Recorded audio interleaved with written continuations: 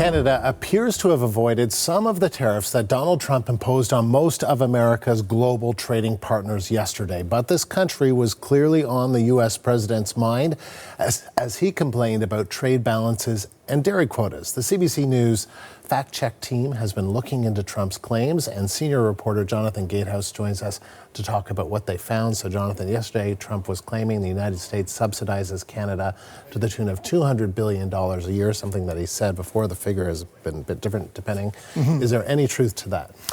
Right. This is a claim that Trump has made before, and it's not at all accurate. First of all, he's talking about the balance of trade, the difference between imports and exports, not a subsidy.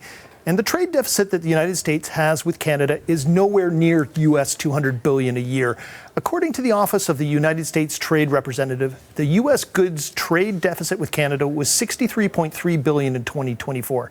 That's down from $64 billion in 2023. And that deficit is largely tied to oil prices, rising and falling with the market.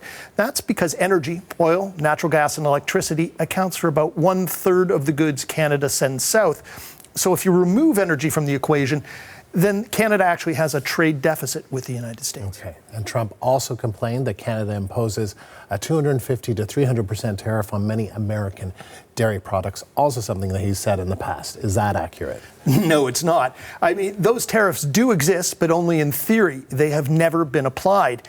And contrary to what Trump is suggesting, American access to Canadian dairy markets has actually been growing, with the value of imports from the U.S. exceeding $1 billion for each of the past 3 years. Now, that's a 55% increase from 2020.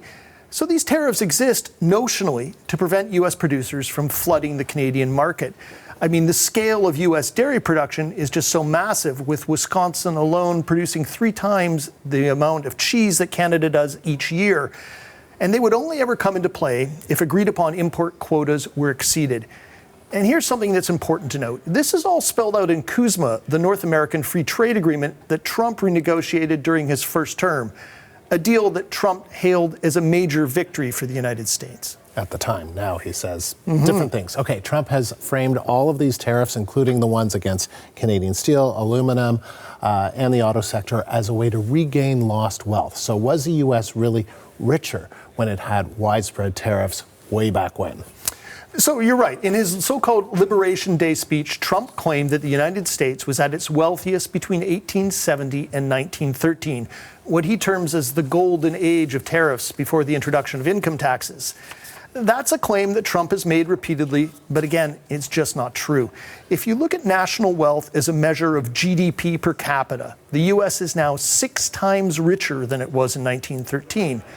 And all of this, of course, skims over the hard reality of tariffs, that the revenue they generate comes from importers and consumers. So at the end of the day, Americans will be paying more and have less money left in their pockets. Jonathan, thank you. The CBC's Jonathan Gatehouse. Still to come, we'll take a